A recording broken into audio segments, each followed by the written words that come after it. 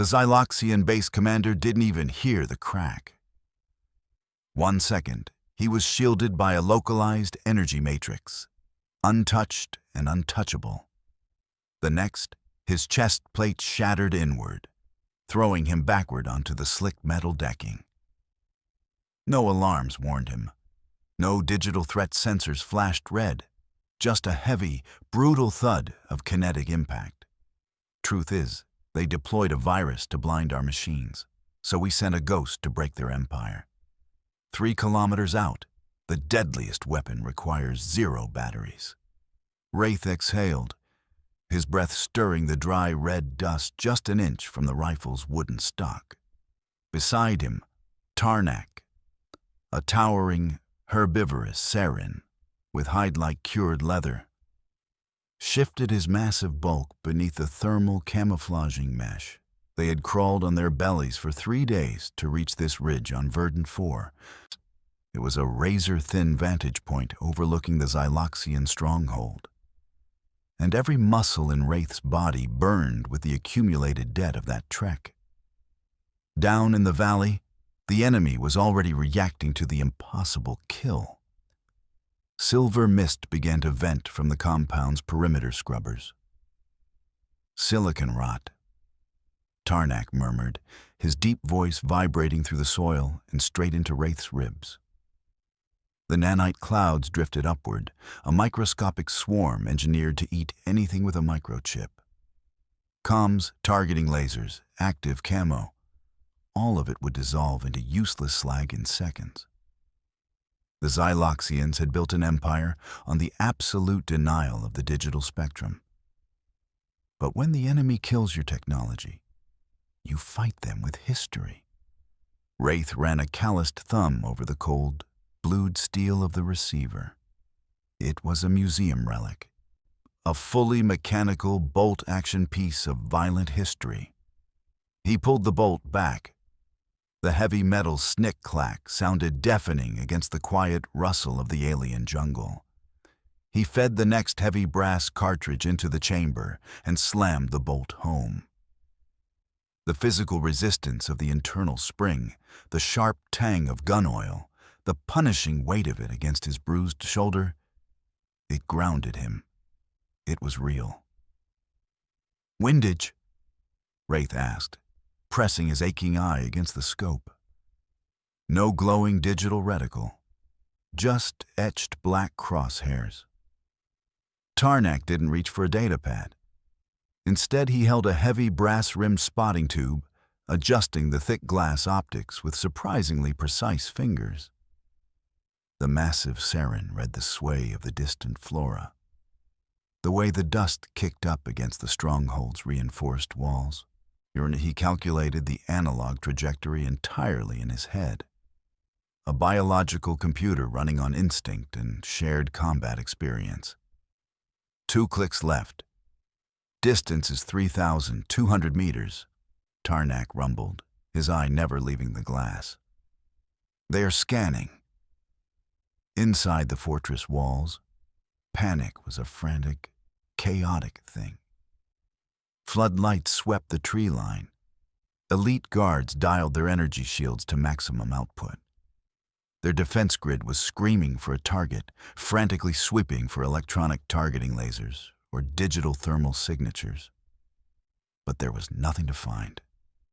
The sensors pulled 0 data.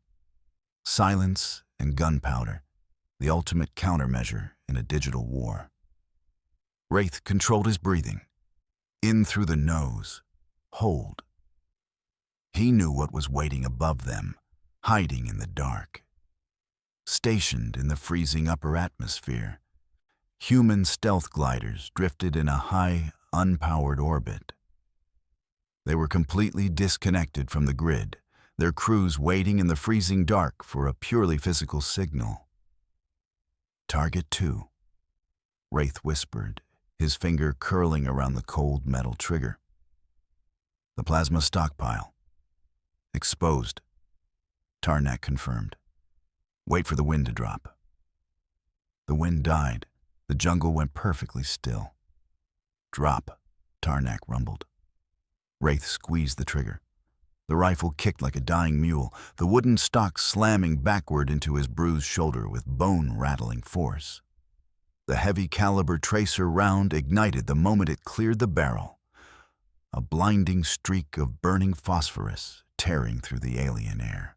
Down in the valley, the Zalaxian base commander stormed onto the observation deck, screaming for his technicians to find the source of the first kill. He turned his heavy, armored head just in time to see the streak of fire punch straight through the physical containment casing of the volatile plasma stockpile. The blast wasn't just an explosion. It was a physical wall of force. The sheer overpressure hit the observation deck first, cracking the reinforced barricades and erasing the commander before the fire even reached him. Then the plasma ignited the neighboring munitions bunkers. A catastrophic chain detonation ripped through the heart of the fortress, tearing heavy durasteel plating into shrapnel and collapsing the western perimeter. The ground beneath Wraith and Tarnak heaved, sending a violent tremor up through their boots. Up in the freezing black of the atmosphere, the visual signal was received. And the Void Drifter shock troopers didn't use comms. They didn't rely on drop pod thrusters. They saw the blooming flower of fire far below and simply stepped out of their bays. They executed a terrifying unpowered descent, plunging through the thin air in absolute stealth. No retro rockets, no digital braking systems for the enemy scanners to catch. Just gravity and sheer nerve.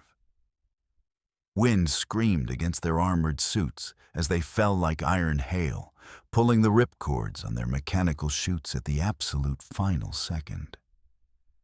They hit the scorched earth hard. Boots slammed into the metallic decking of the ruined fortress.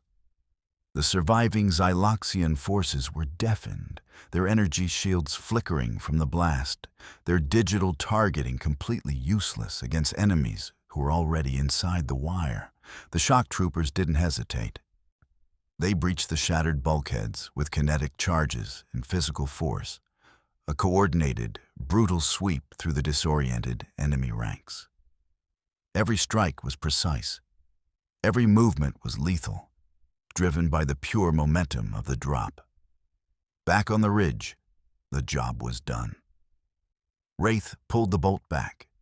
The spent brass casing ejected, spinning through the air before Tarnak snatched it out of the sky with his massive, thick-fingered hand. The Saren never left evidence behind. Together, they broke the weapon down. Wraith collapsed the bipod and cleared the chamber while Tarnak carefully unscrewed the heavy glass optics, wrapping the delicate instrument in padded cloth. They worked in a rapid, practiced rhythm. Two entirely different species, bound by the brutal mechanics of analog warfare. Wraith slung the heavy canvas bag over his aching shoulder, the leather strap biting into his skin. He paused, looking up.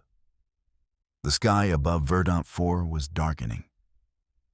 Not from smoke, but from the massive, silent wings of hundreds of unpowered gliders descending through the atmosphere. A fleet of wood, canvas, and cold steel, falling from the stars to reclaim a stolen world. "Time to move," Tarnak said, already turning his massive bulk toward the thickest part of the brush. Wraith nodded once. They slipped into the foliage, disappearing entirely long before the first shock trooper roared their victory to the sky.